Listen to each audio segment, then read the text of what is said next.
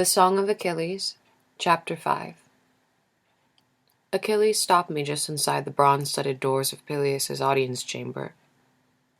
"Wait here," he said. Peleus was seated on a high-backed chair at the room's other end.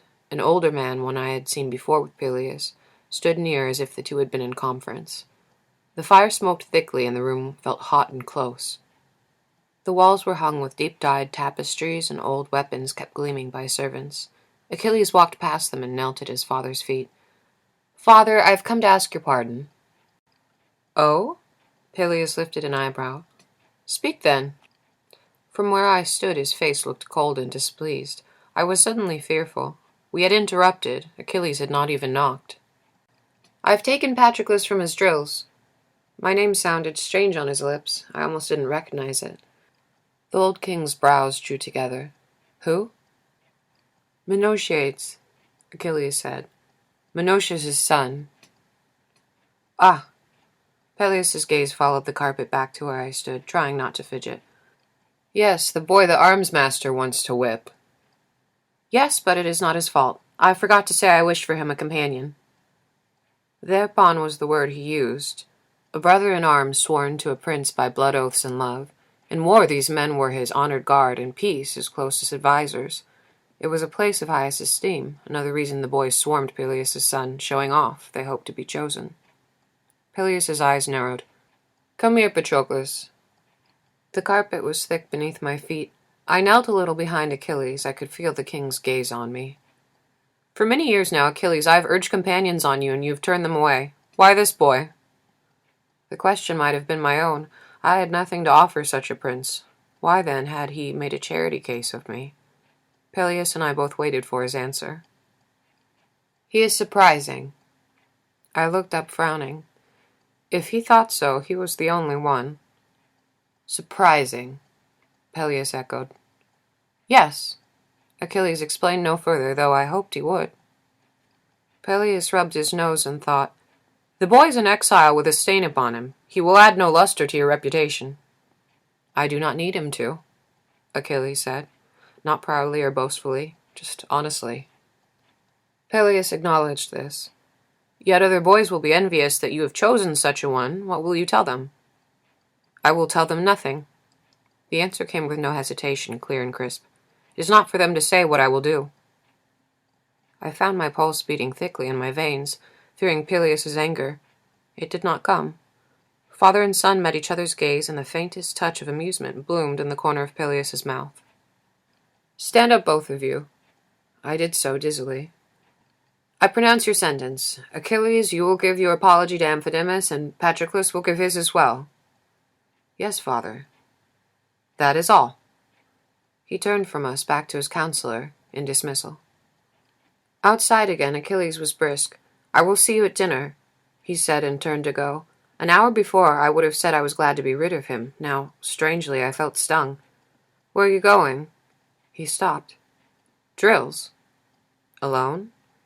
"Yes, no one sees me fight." The words came as if he were used to saying them. "Why?" He looked at me a long moment, as if weighing something. "My mother has forbidden it, because of the prophecy." "What prophecy?" I had not heard of this. "That I will be the best warrior of my generation." It sounded like something a young child would claim in make-believe, but he said it as simply as if he were giving his name. The question I wanted to ask was, "And are you the best?" Instead, I stuttered out, "When was this prophecy given?" "When I was born, just before. Alethea came and told it to my mother." Alethea, goddess of childbirth, rumored to preside in person over the birth of half-gods, those whose nativities were too important to be left to chance. I had forgotten. His mother is a goddess. "Is this known?" I was tentative, not wanting to press too far. "Some know of it, and some do not, but that is why I go alone." But he didn't go. He watched me. He seemed to be waiting. "Then I will see you at dinner," I said at last. He nodded and left. He was already seated when I arrived, wedged at my table amid the usual clatter of boys. I'd half expected him not to be, that I had dreamed the morning. As I sat, I met his eyes quickly, almost guiltily, then looked away. My face was flushing, I was sure. My hands felt heavy and awkward as they reached for their food. I was aware of every swallow, every expression on my face. The meal was very good that night. Roasted fish dressed with lemon and herbs, fresh cheese and bread, and he ate well. The boys were unconcerned by my presence. They had long ago ceased to see me. Patroclus. Achilles did not slur my name, as people often did, running it together as if in a hurry to be rid of it. Instead, he rang each syllable. Patroclus. Around us dinner was ending, the servants clearing the plates. I looked up and the boys quieted, watching with interest. He did not usually address us by name. "Tonight you're to sleep in my room," he said. I was so shocked that my mouth would have hung open, but the boys were there and I had been raised with a prince's pride. "All right," I said. "A servant will bring your things." I could hear the thoughts of the staring boys as if they said them. Why him? Peleus had spoken true. He had often encouraged Achilles to choose his companions, but in all those years Achilles showed no special interest in any of the boys, though he was polite to all, as befitted his upbringing. And now he had bestowed the long-awaited honor upon the most unlikely of us, small and ungrateful, and probably cursed. He turned to go, and I followed him, trying not to stumble, feeling the eyes of the table on my back. He led me past my old room and the chamber of state with its high-backed throne. Another turn, and we were in a portion of the palace I did not know, a wing that slanted down towards water. The walls were painted with bright patterns that bled to gray as his torch passed them.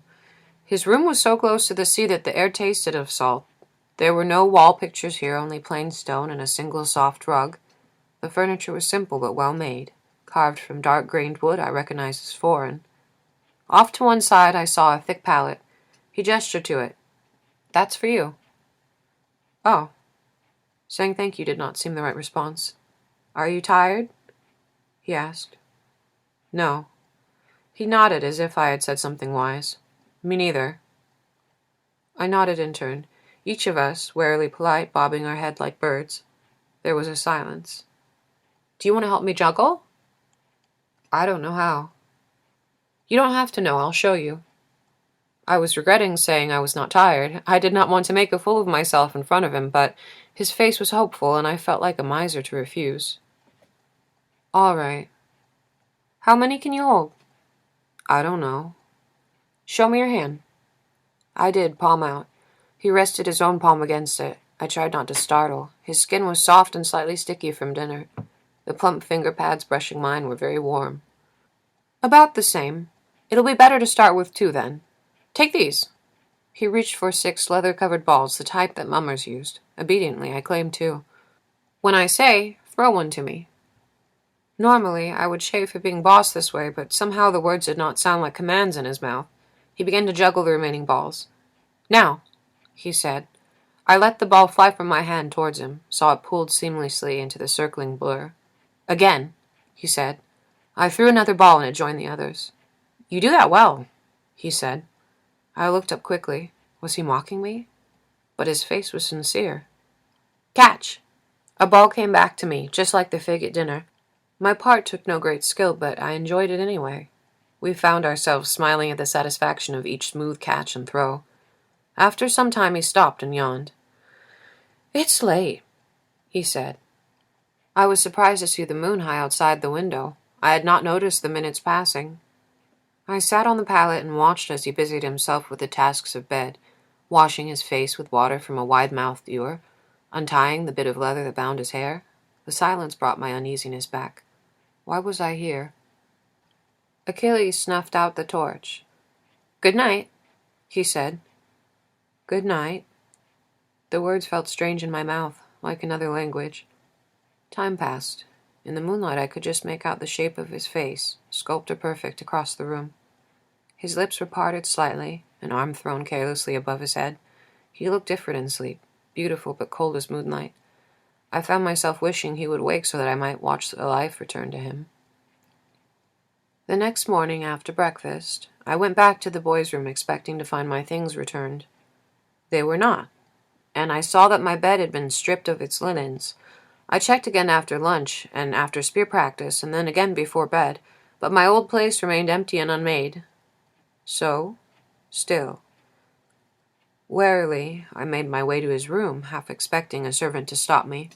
None did. In the doorway of his room I hesitated. He was within, lounging as I had seen him that first day, one leg dangling. "Hello," he said. If he had shown any hesitation or surprise, I would have left, gone back and slept on the bare reeds rather than stay here. But he did not. There was only his easy tone and a sharp attention in his eyes. "Hello," I answered, and went to take my place on the cot across the room. Slowly, I grew used to it. I no longer startled when he spoke. I no longer waited for rebuke. I stopped expecting to be sent away. After dinner, my feet took me to his room out of habit, and I thought of the pallet where I lay as mine. At night I still dreamed of the dead boy, but when I woke, sweaty and terror-stricken, the moon would be bright on the water outside, and I could hear the lick of the waves against the shore. In the dim light I saw his easy breathing, the drowsy tangle of his limbs. In spite of myself, my pulse slowed. There was a vividness to him, even at rest, that made death and spirit seem foolish. After a time, I found I could sleep again. Time after that, the dreams lessened and dropped away. I learned that he was not so dignified as he looked. Beneath his poised stillness was another face, full of mischief and faceted like a gem, catching the light. He liked to play games against his own skill, catching things with his eyes closed, setting himself impossible leaps over beds and chairs. When he smiled, the skin at the corners of his eyes crinkled like a leaf held to flame. He was like a flame himself. He glittered, drew eyes. There was a glamour to him, even on waking, with his hair tousled and his face still muddled with sleep. Up close, his feet looked almost unearthly, the perfectly formed pads of the toes, the tendons that flickered like lyre strings. The heels were calloused wide over pink, from going everywhere barefoot. His father made him rub them with oils that smelled of sandalwood and pomegranate.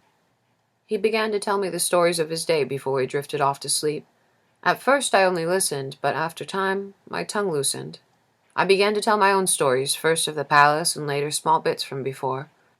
The skipping stones, the wooden horse I'd played with, the lyre from my mother's dowry. "I'm glad your father sent it with you," he said. Soon our conversation spilled out of the night's confinement. I surprised myself with how much there was to say about everything, the beach and dinner, and one boy or another. I stopped watching for ridicule, the scorpion's tail hidden in his words. He said what he meant. He was puzzled if he did not. Some people might have mistaken this for simplicity, but is it not a sort of genius to always cut to the heart?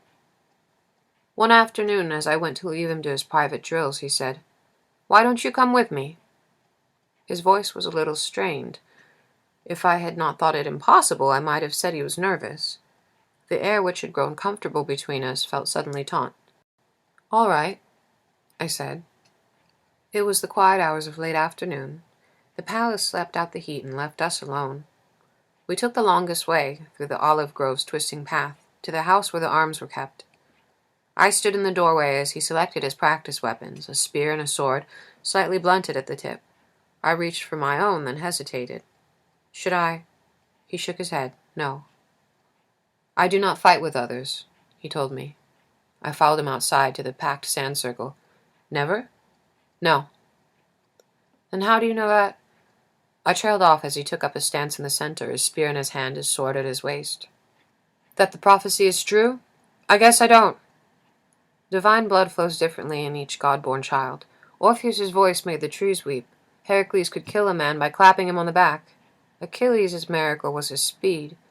His spear, as he began the first pass, moved faster than my eye could follow. It whirled, flashing forward, reversed, then flashed behind. The shaft seemed to flow in his hands. The dark gray point flickered like a snake's tongue. His feet beat the ground like a dancer, never still. I could not move, watching. I almost did not breathe. His face was calm and blank, not tensed with effort.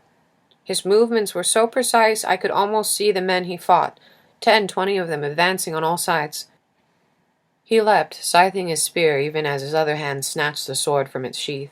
He swung out with them both moving like liquid, like a fish through the waves. He stopped suddenly. I could hear his breaths, only a little louder than usual, in the still afternoon air. "Who trained you?" I asked. I did not know what else to say. "My father, a little." "A little?" I felt almost frightened. "No one else?" "No." I stepped forward. "Fight me." He made a sound almost like a laugh. "No, of course not." "Fight me." I felt in a trance. He had been trained, a little, by his father.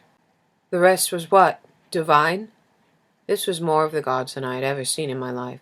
He made it look beautiful, this sweating, hacking art of ours. I understood why his father did not let him fight in front of the others. How could any ordinary man take pride in his own skill when there was this in the world? "I don't want to." "I dare you." "You don't have any weapons." "I'll get them." He knelt and laid his weapons in the dirt. His eyes met mine. "I will not. Do not ask me again." "I will ask you again. You cannot forbid me." I stepped forward, defiant. Something burned hot in me now, an impatience, a certainty. I would have this thing. He would give it to me. His face twisted, and almost I thought I saw anger. This pleased me. I would goad him, if nothing else. He would fight me then, my nerves saying with the danger of it. But instead he walked away, his weapons abandoned in the dust. "Come back," I said, then louder. "Come back, are you afraid?" That strange half-laugh again, his back still turned. "No, I am not afraid." "You should be." I meant it as a joke and easing, but it did not sound that way in the still air that hung between us. His back stared at me, unmoving, unmovable. I will make him look at me, I thought. My legs swallowed up the 5 steps between us, and I crashed into his back. He stumbled forward, falling, and I clung to him. We landed, and I heard the quick cough of his breath as it was driven from him. But before I could speak, he was twisting around beneath me, had seized my wrists in his hands. I struggled, not sure what I had meant to do, but here was resistance, and that was something I could fight. "Let me go!" I yanked my wrists against his grip. "No!" In a swift motion, he rolled me beneath him, pinning me, his knees on my belly. I panted, angry but strangely satisfied. "I have never seen anyone fight the way you do," I told him. Confession or accusation, or both. "You have not seen much." I bridled despite the mildness of his tone. "You know what I mean." His eyes were unreadable. Over us both, the unripe olives rattled gently. "Maybe. What do you mean?" I twisted hard, and he let go. We sat up, our tunics dusty and stuck to our backs. "I mean—" I broke off. There was an edge to me now, that familiar keenness of anger and envy, struck to life like flint. But the bitter words died even as I thought them. "There's no one like you," I said at last. He regarded me a moment in silence. "So?" Something in the way he spoke it drained the last of my anger from me. I had minded once, but who was I now, to begrudge such a thing? As if he heard me, he smiled, and his face was like the sun. Chapter 6. Our friendship came all at once after that, like spring floods from the mountains.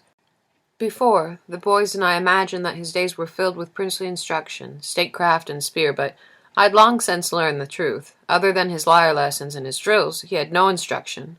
One day we might go swimming, another we might climb trees. We made up games for ourselves of racing and tumbling. We would lie on the warm sand and say, "Guess what I'm thinking about?" The falcon we had seen from our window, the boy with the crooked front tooth, dinner. And as we swam or played or talked, a feeling would come. It was almost like fear in the way it filled me, rising in my chest. It was almost like tears, in how swiftly it came. But it was neither of those. Buoyant where they were heavy, bright where they were dull. I had known contentment before, brief snatches of time in which I pursued solitary pleasure, skipping stones or dicing or dreaming. But in truth it had been less a presence than an absence, a laying aside of dread. My father was not near, nor boys. I was not hungry or tired or sick. This feeling was different. I found myself grinning until my cheeks hurt, my scalp prickling till I thought it might lift off my head. My tongue ran away from me, giddy with freedom. "This and this and this," I said to him. I did not have to fear that I spoke too much. I did not have to worry that I was too slender or too slow. This and this and this. I taught him how to skip stones, and he taught me how to carve wood.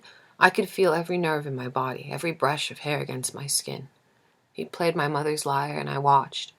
When it was my turn to play, my fingers tangled in the strings, and the teacher despaired of me. I did not care.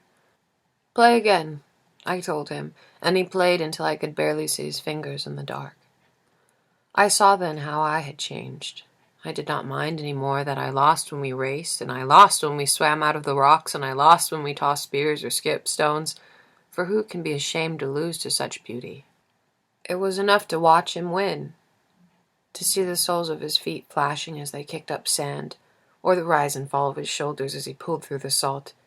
It was enough. It was late summer, over a year after my exile had begun, when at last I told him of how I had killed the boy. We were in the branches of the courtyard oak, hidden by the patchwork leaves. It was easier here somehow off the ground with the solid trunk at my back. He listened silently, and when I had finished, he asked, "Why did you not say that you were defending yourself?" It was like him to ask this, a thing that I had not thought of before. "I don't know. Or you could have lied, said you found him already dead." I stared at him, stunned by the simplicity of it. I could have lied. And then the revelation that followed. If I had lied, I would still be a prince. It was not murder that had exiled me. It was my lack of cunning. I understood now the disgust in my father's eyes, his moron son confessing all. I recalled how his jaw had hardened as I had spoke. He does not deserve to be a king. "You would not have lied," I said. "No," he admitted. "What would you have done?" I asked. Achilles tapped a finger against the branch he sat on. "I don't know. I can't imagine it. The way the boy spoke to you." He shrugged. "No one has ever tried to take something from me." "Never?" I could not believe it. A life without such things seemed impossible. "Never." He was silent a moment, thinking. "I don't know," he repeated finally. "I think I would be angry." He closed his eyes and he rested his head back against a branch. The green oak leaves crowded around his hair, like a crown. I saw King Peleus often now. We were called to council sometimes and dinners with visiting kings. I was allowed to sit at the table beside Achilles, even to speak if I wished. I did not wish. I was happy to be silent and watch the men around me. Scops. Peleus took to calling me Owl for my big eyes. He was good at this sort of affection, general and unbinding. After the men were gone, we would sit with him by the fire to hear the stories of his youth. The old man, now gray and faded, told us that he had once fought beside Heracles. When I said that I had seen Thetis, he smiled. "Yes, the bearer of Heracles' great bow. Back then he was a spearman and much the bravest of us." This was like him, too, these sort of compliments. I understood now how his treasury had come to be so full of the gifts of treaty and alliance. Among our bragging, ranting heroes, Peleus was the exception, a man of modesty. We stayed to listen as the servants added one log and then another to the flames. It was halfway to dawn before he would send us back to our beds. The only place I did not follow was to see his mother. He went late at night, or at dawn before the palace was awake, and returned flushed and smelling of the sea. When I asked about it, he told me freely, his voice strangely toneless. "It is always the same. She wants to know what I am doing and if I'm well. She speaks to me of my reputation among men. At the end she asks if I will come with her." I was rapt. "Where?" "The caves under the sea, where the sea nymphs lived, so deep the sun did not penetrate. Will you go?" He shook his head. "My father says I should not. He says no mortal who sees them comes back the same." When he turned away, I made the peasant's sign against evil. Gods avert. It frightened me a little to hear him speak of a thing so calmly. Gods and mortals never mix happily in our stories. But she was his mother, I reassured myself, and he was half god himself. In time his visits with her were just another strangeness about him that I became accustomed to, like the marvel of his feet or the inhuman deftness of his fingers. When I heard him climbing back through the window at dawn, I would mumble from my bed, "Is she well?" He would answer, "Yes, she's well," and he might add, "The fish are thick today," or "The bay is warm as a bath," and then we would sleep again. One morning of my second spring, he came back from his visit with his mother later than usual. The sun was almost out of the water and the goat bells were clanging in the hills. Is she well? She is well. She wants to meet you. I felt a surge of fear but stifled it. Do you think I should? I could not imagine what she would want with me. I knew her reputation for hating mortals. He did not meet my eyes. His fingers turned a stone he had found over and over. There's no harm in it. Tomorrow night, she said. I understood now that it was a command. The gods did not make requests. I knew him well enough to see that he was embarrassed. He never was so stiff with me. Tomorrow? He nodded. I did not want him to see my fear, though normally we kept nothing from each other. Should I bring a gift? Honeyed wine? We poured it over the altars of the gods on festival days. It was one of our richest offerings. He shook his head. She doesn't like it. The next night, when the household slept, I climbed out of our window. The moon was half full, bright enough for me to pick my way over the rocks without a torch. He had said that I was to stand in the surf and she would come. No, he had reassured me, you do not need to speak. She will know. The waves were warm and thick with sand. I shifted, watched the small white crabs run through the surf. I was listening, thinking I might hear the splash of her feet as she approached. A breeze blew down the beach, and grateful I closed my eyes to it. When I opened them again, she was standing before me. She was taller than I was, taller than any woman I had ever seen. Her black hair was loose down her back, and her skin shone luminous and impossibly pale, as if it drank light from the moon. She was so close I could smell her, sea-water laced with brown, dark honey. I did not breathe. I did not dare. "You're Patroclus!" I flinched at the sound of her voice, hoarse and rasping. I'd expected chimes, not the grinding of rocks in the surf. "Yes, lady." Distaste ran over her face. Her eyes were not like a human's. They were black to their center and flecked with gold. I could not bring myself to meet them. "You will be a god," she said. I did not know what to say, so I said nothing. She leaned forward, and I half thought she might touch me, but of course she did not. "Do you understand?"